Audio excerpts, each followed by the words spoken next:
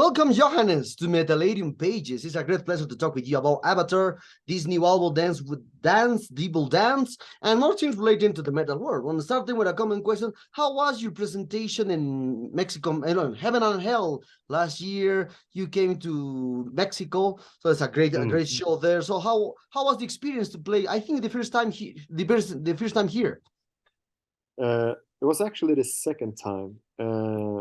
We did also the Domination Fest, I think it was called, the year before the pandemic, and it just felt so good to come back finally, because it's one of those things where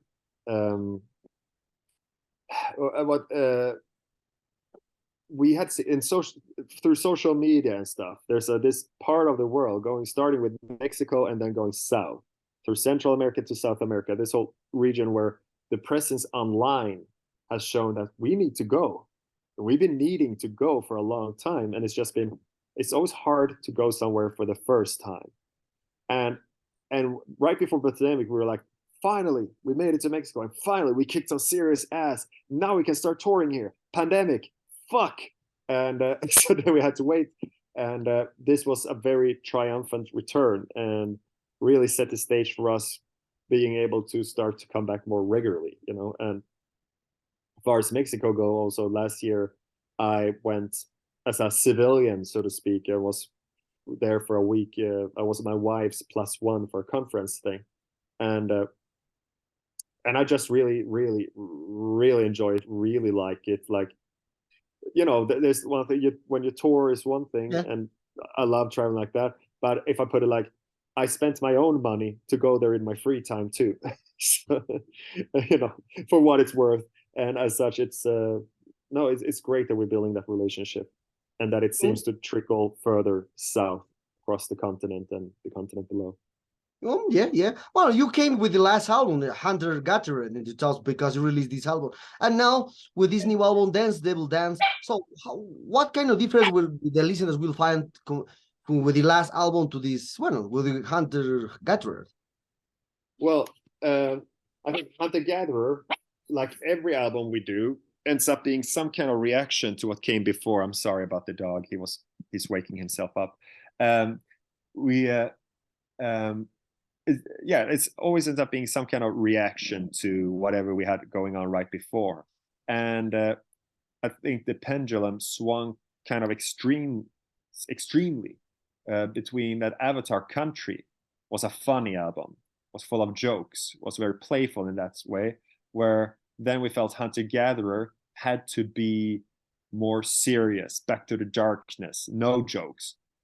And now with Dance Devil Dance, the short version is that we stay in the darkness, but this time we have fun in the darkness. We dance. It's rock and roll with the lights out, and that's Dance Devil Dance in the shortest description possible, in a nutshell. Then of course a lot of things go into that. I feel Dance Devil Dance feels much more focused, song by song. A lot of Hunter Gatherer stuff was kind of by design a bit more trippy, and it's not really progressive metal, but I mean, many of the songs have very multiple emotional layers.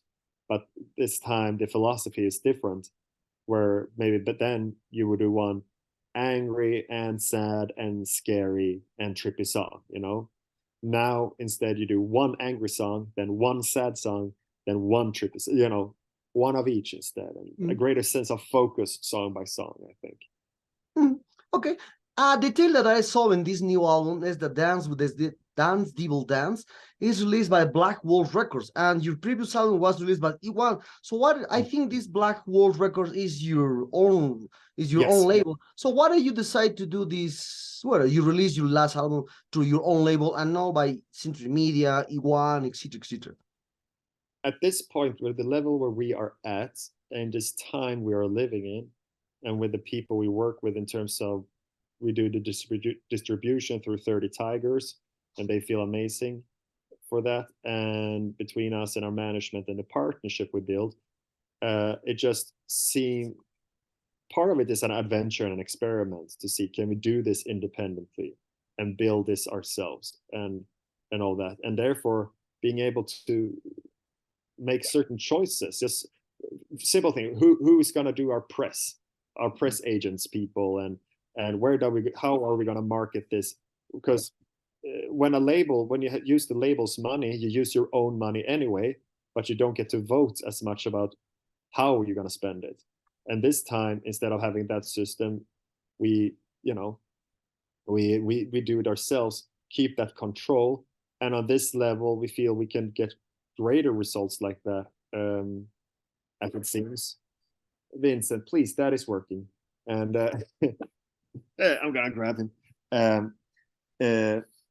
But I think it would be different if a Universal or a Sony or a mega label would come and tell me, I'm gonna make you the new, I don't know, Britney Spears.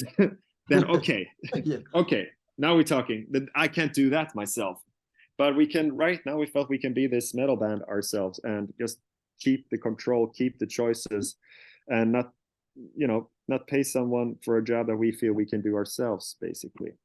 And so far, so good. Okay.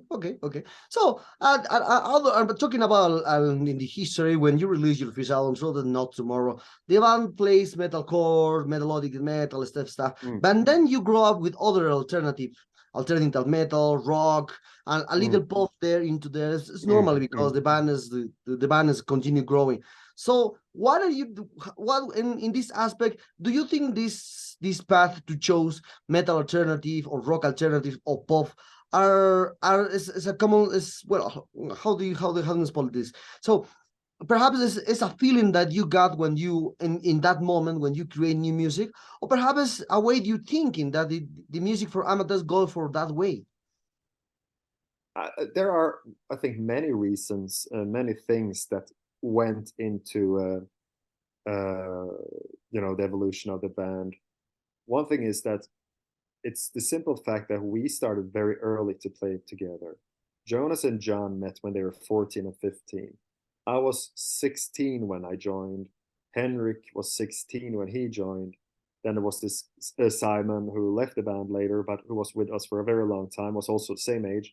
And we grew up learning how to play, learning how to write, learning how to be a band, and learning, of course, by playing a bunch of covers by the stuff we liked, which was crazy mix where we would play both Halloween and Cannibal Corpse covers, and everything in between, and just trying to figure out. And when we started to write songs, we were so into, especially I would say, The Haunted and a lot of In Flames, a lot of that kind of melodic.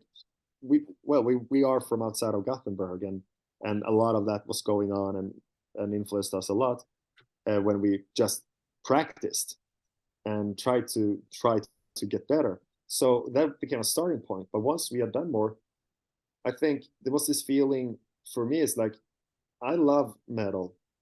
Metal has given me everything. I met my wife at a metal show. I pay the bills with heavy metal. All my dreams, all my friends, everything can be connected to the world of metal, And as such, I want to add something. I don't just want to emulate. I want metal to live and bloom and grow and become many more things as it always is. I want to be part of that constant evolution and not be stuck in time. And that philosophy we had started to grow in the band. Once we get more secure in our playing, then you can really start to challenge yourself as a writer and just at least try to write a song we haven't heard. So that's the main reasoning. And then I am, for instance, a big, still, now we toured together and he's a friend to some degree, but still I'm a huge Devin Townsend fan. And I think he's a great example of an artist that the music changes as he changes, because he's always been completely honest in his music. So he doesn't, strapping young lad went away because he wasn't that guy anymore. He became something else and grew into that something else.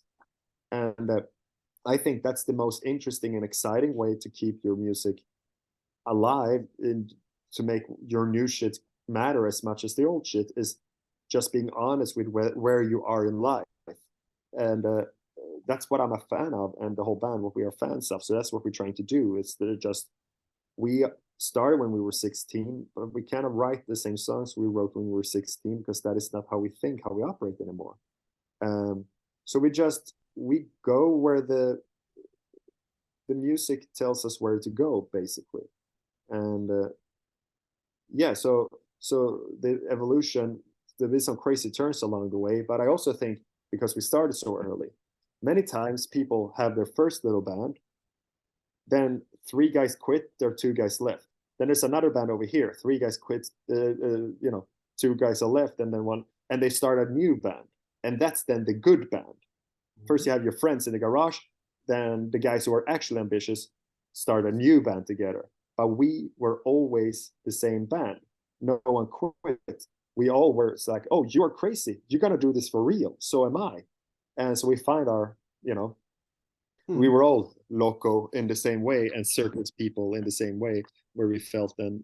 So that connection. So then we couldn't, no one quit and started another better band. Avatar just became that better band. Okay. So in talking about this subject of living in influence and feeling what happens internally and externally for the musician, many musicians say that they don't have a direction when you're writing music and are carried away by the feelings that they have in the moment. That you told me. So for you, how do the parts of producing an album like Dance the Devil Dance connect with the idea and sensation of it? Could we say that the music is a constant thinking or not thinking? I think it's, you go through both. It's a timeline where, like, first, because we are very collective in how we work. At the end of the day, the 5 of us finish songs together, then 3 of us start songs by ourselves. So it's me, Jonas, and Tim mostly that start the song, and then we work together, all 5, to make it whatever it turns into, turn into Avatar. And in that beginning, you have to be completely free, no rules, and you can write whatever, grindcore, reggaeton, whatever, whatever you need to do, you do, and you start gathering ideas. And then when we start to work together, it's one thing is that the songs that I wrote that are on the album are Jonas's, John's, Tim's, and Hendrix's favorite songs of mine.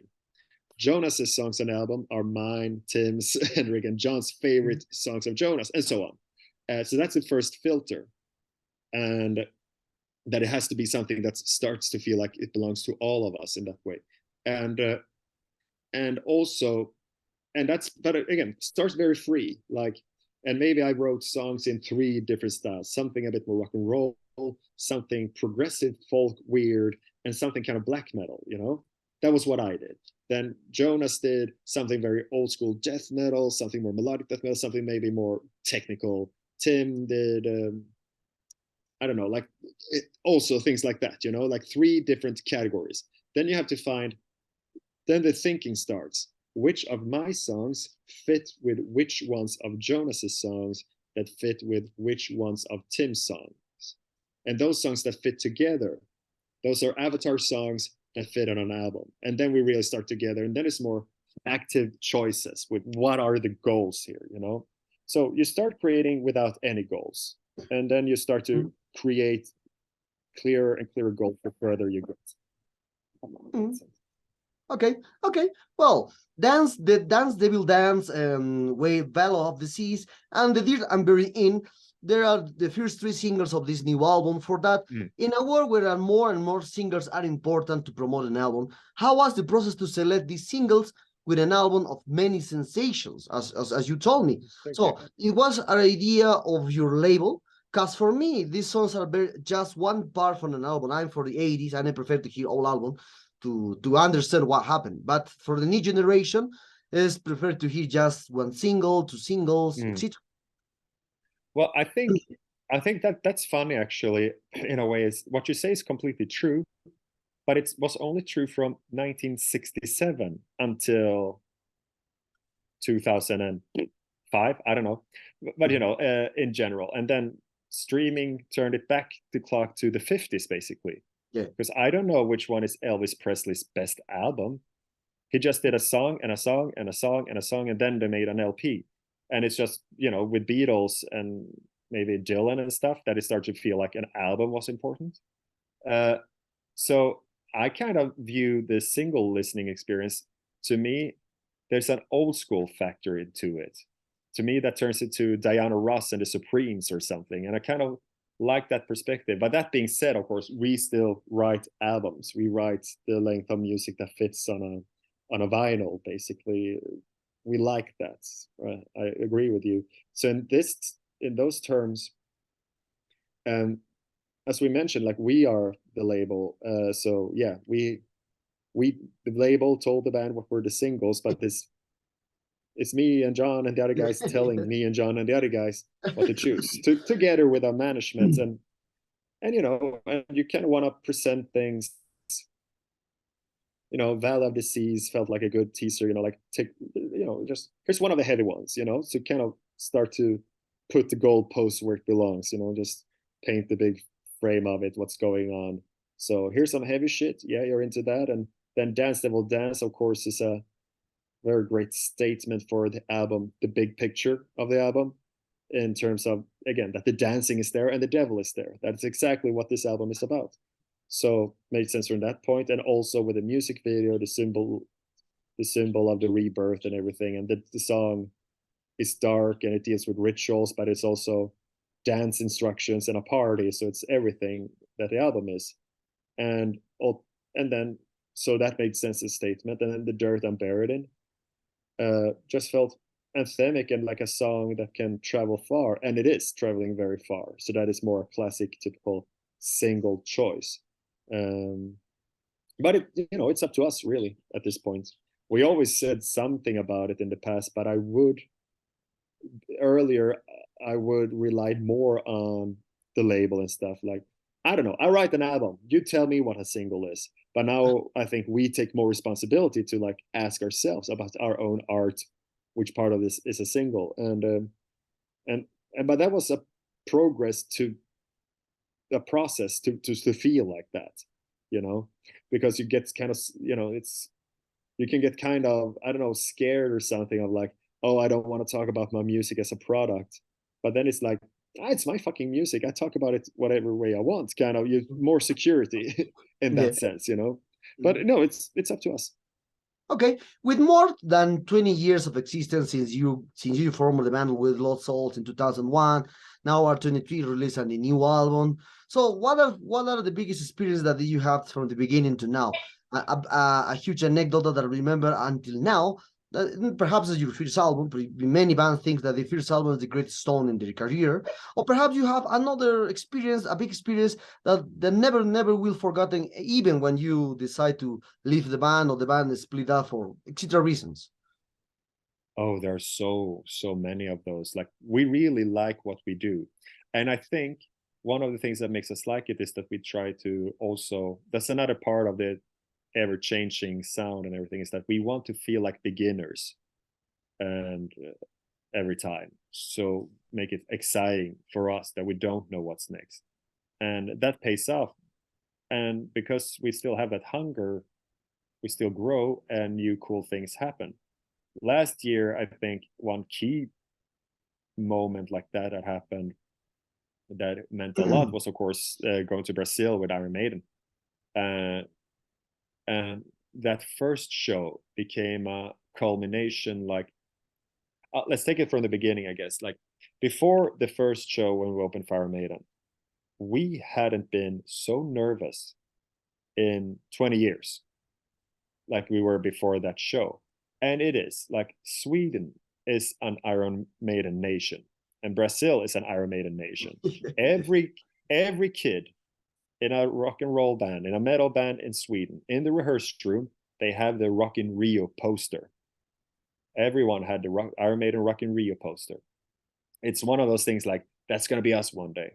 And because what Iron Maiden meant when we were kids, you know, it's that you made friends because they had Iron Maiden t-shirts. It was your team, your tribe. And and we feel like, oh, we're gonna go up to Brazil and play for our tribe, the Iron Maiden people, because we are Iron Maiden people. But what if they don't like us? Then we don't have a tribe. What if we were wrong? Please like us, because when you grow up, you learn to say, I don't care if people like it or not. I like it. I'm sure someone else will like it, and I trust that. And it's those who get it will get it. That's fine. That's what a grown ass man is saying. But a young boy says, please like me. And with our mate in Brazil, we came back to the please like me thing. So we were a bit nervous, but then they liked us. So that was amazing. And then we got to, the first show was in this quarry, and we were able to watch our maiden play from way up high. We could see the whole audience and hear the whole audience while they were playing and sing along and stuff. And all those songs that we've been listening to in dressing rooms, on the tour bus, in our boy rooms when trying to learn to play and everything, they played, and we were part of it. And we felt so in tune and connected to each other, to our memories, to all the tiny steps we had taken to get there, that we stood there and cried. It was like we won the World Cup or something. Like, it was very moving. So that is one example of many that gonna stay in our memories. But it's a very one of the biggest recent ones. But there are many things like that. Great to know. Great to know. A great experience with Iron Maiden. Oh, yeah, can you imagine? And that's the first time you come to a country, you get to play a show like that. You're a bit lucky, and it's a bit hard to believe. Usually, when first time we played in Germany, we didn't play with Iron Maiden. We didn't play with anyone, and no one came. So it's a very good beginning to start in a new country. Yes. Well, other aspect of your career, especially especially your country, because your country will know about the death metal scene, about In Flames, about Entombed, about Dismember, etc., and more good names. But the curious thing is that you are declined for a alternative metal, a style that came from US, but that was a very, very strange thing to see. If Avatar is like black sheep into a lot of death metal, Swedish death metal, black metal, so Swedish black metal. So how do you see now the world with more than 8 albums, or more than 9 albums that now, and 20 years of career? How do you see now the people that thinks that the Swedish death metal is like Entombed and no one like Avatar? Well, the thing is that if you look at the biggest, greatest Swedish bands, you mentioned Entombed and In Flames, we could add Ghost, we can add Opeth, we can add Meshuggah, we can add Refused. If you look at the top layer, they are all very different from one another. And of course, then you had the people that recorded Studio Fredman and developed a very melodic way of playing extreme music and all that, the Gothenburg sound and stuff, or the Stockholm death metal a bit before that, Grave, Unleashed, Dismember, Entombed, all Nihilist, of course. And one thing is that we are younger. We came later. We are, they are all the generation above us. They are the people we grew up with. But we are just, we're in a way, we're trying to do what they did, but we're not trying to do what they did. Because what they did is like, we like this and that and this and metal. Fuck the rules. What do we want to do? What is our sound, our voice, our path to go? And it's a mix of our influences, and all these bands are part of that, of course. But I mean, it's different, because In Flames didn't listen to In Flames when they were kids. They listened to Rainbow and Scorpions and Dio, and then then they listened to early death metal and Celtic Frost and stuff. And then so did we, but then we also got to grow up with In Flames. With the Haunted is probably the one most important band influence for Avatar, because that's really what we all loved so much when we started to play together. So they're all, so it's just we were in a different era, and we could we also had a different luxury. Like, I was actually doing an interview together with Anders from In Flames, and we talked about for us, because Anders is from Billdal, which is right next to Lindome, places outside of Gothenburg. And when I grew up, I knew that a kid from my neighborhood could put out an album and go out in the world. Anders, he had to look at Entombed was early in Sweden to do that. And he said, wow, we can do this, you know, but it's just a different environment, of course.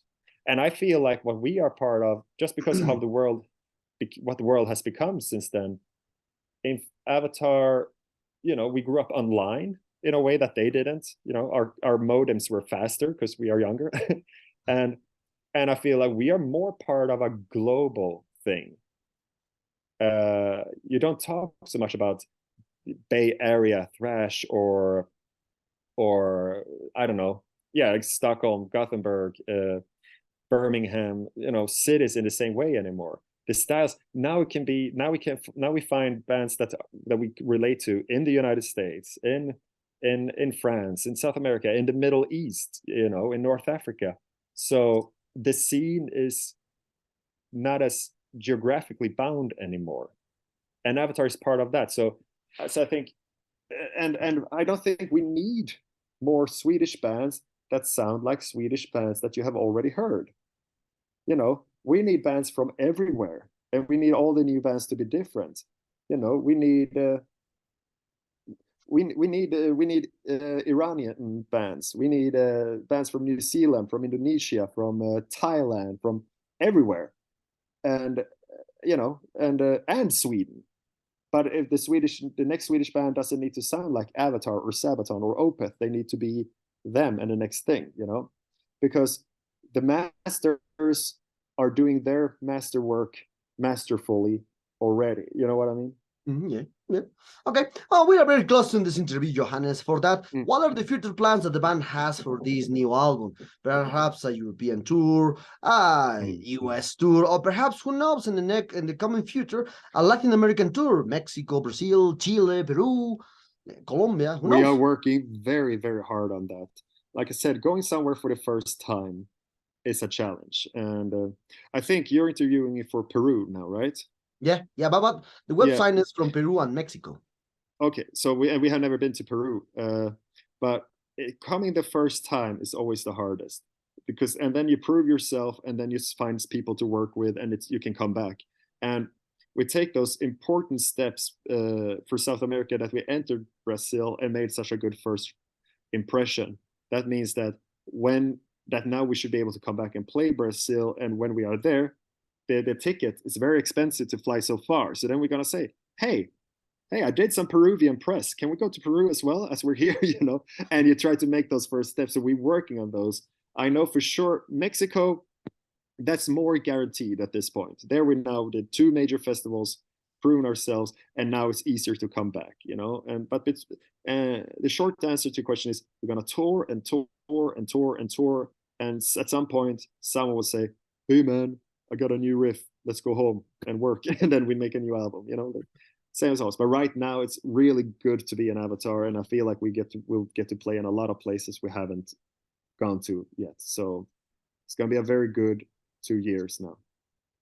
Okay.